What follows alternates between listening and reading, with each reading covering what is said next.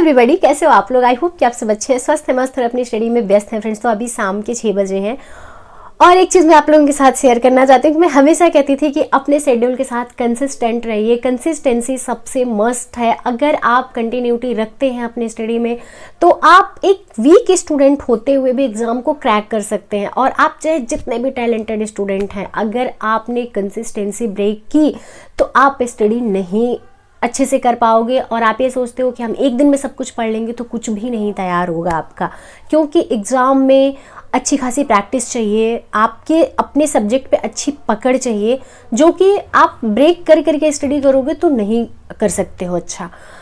But इस बार मुझे feel हो रहा है, क्योंकि घर जाते थे तो इतना नहीं बुरा लगता था, घर से जब लौटते थे तो फैमिली पीछे छूटी है, माइंड में एक टारगेट क्लियर होता था कि फैमिली को देख के आ रहे हो यार, वो पेन है माइंड में। आप बैठ जाते थे पढ़ने, आपका पेन आपके लिए सेकेंडरी हो जाता था।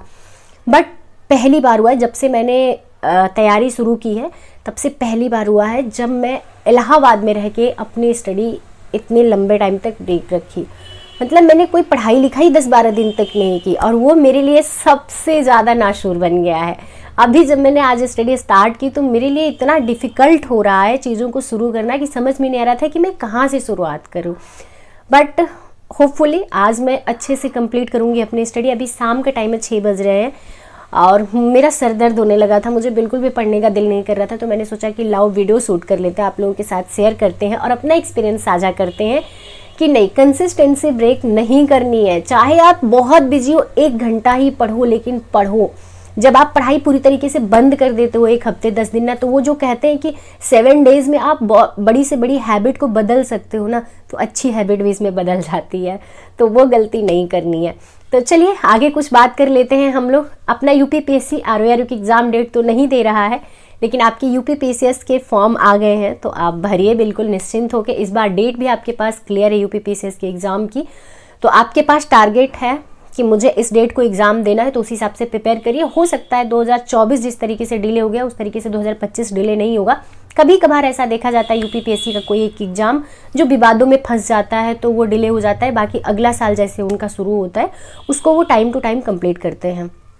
तो वैसे आपके यूपीपीसीएस का नोटिफिकेशन आ गया है, आप फॉर्म फिलअप करिए, तैयारी में लग जाइए। कहाँ पे कमी रही, क्योंकि जब 2024 का आपने पेपर दिया होगा तो आप एनालाइज किए होंगे अपने आप को कि हम कहाँ पे कमी छोड़ दिए थे, कहाँ पे हमसे कमियां रह गई थी। उस चीज़ को इस बार सुधार लीजिए और अच्छे स्कोर करिए ताकि मेरिट लिस्ट में आपका नाम हो। और जितने भी छात्र बीपीएससी टीआरई 4 का वेट कर रहे हैं, अभी भी उनके हाथ निराशा ही लगी है। आज मैंने एक न्यूज़ देखी, बहुत बुरा लगता है कि शिक्षा विभाग इतना सुस्त क्यों हो जाता है। कुछ सरकारें पर्टिकुलर जहाँ जहाँ जाती हैं वहाँ पे क्यों शिक्षा विभाग में इतनी सुस्ती आ जाती है। मैं नाम नहीं लेना चाहूँगी, वो आप सबको पता है। कार्यशैली उनकी एक जैसी है, वो जिस स्टेट में जाते हैं वहाँ पे उनकी परछाई जरूर पड़ती है और वो उसका असर देखने को मिलता है। तो अभी तक बिहार जो बहुत रफ्तार से चल रहा था वो इतना स्लो कैसे हो गया कि जो बच्चे इंतज़ार करते करते एक उम्मीद थी कि नहीं टीआरई 4 आएगा और हम सिलेक्शन लेंगे, लेकिन टीआरई 4 का इंतजार कर रहे छात्रों के हाथ अभी कुछ भी नहीं लगा है, क्योंकि आपके टीजीटी और पीजीटी के कुछ जिला आवंटन कुछ विषयों के अभी भी रह गए हैं और आपका कंबाइंड नोटिफिकेशन आता है, चाहे पीआरटी हो, जूनियर हो, टीजीटी पीजीटी हो। तो जब तक टीजीटी पीजीटी वाले छात्रों को जिला आवंटन नहीं कर दिया जाता है तब तक आपको नोटिफिकेशन नहीं देखने को मिलेगा। तो ये बड़ा ही सुस्त पड़ गया है बिहार का शिक्षा आयोग। ये चीज़ समझ नहीं आ रही है कि ऐसा क्यों हो रहा है, जबकि वहाँ पे इलेक्शन होने वाला है। या तो फिर ये ऐसा करेंगे कि जल्दबाजी में नोटिफिकेशन देंगे, उसमें बहुत सारे मिस्टेक होंगे, जल्दबाजी में ये पेपर कराएंगे, उसमें बहुत सारे मिस्टेक होंगे और लास्ट में चल के कहीं उलझान दे भर्तियों को। ये भी एक डाउट आ जाता है जैसे ये समय ले रहे हैं उसके हिसाब से। बाकी आप पॉजिटिव रहिए, बहुत ज़्यादा नेगेटिव जाने की ज़रूरत नहीं है, क्योंकि आपके पास ऑप्शन ही क्या है। आपके पास ऑप्शन है पढ़ाई करना और नोटिफिकेशन का वेट करना। जब नोटिफिकेशन आएगा तभी आप फॉर्म फिलअप कर पाएंगे और अपनी जो मेहनत किए हैं वो जब पेपर होगा तो उसमें आप दिखा पाएंगे कि हाँ हमने इतनी मेहनत किया है, स्कोर करेंगे और नौकरी लेंगे। बाकी सब कुछ सरकार के हाथ में है, जो भी प्रोसेस है वो शिक्षा विभाग के हाथ में, अधिकारियों के हाथ में। आपके हमारे हाथ में कुछ भी नहीं है। हम आप एस्पिरेंट हैं, हमारा आपका काम है पढ़ाई करना, हम लोगों को पढ़ना है।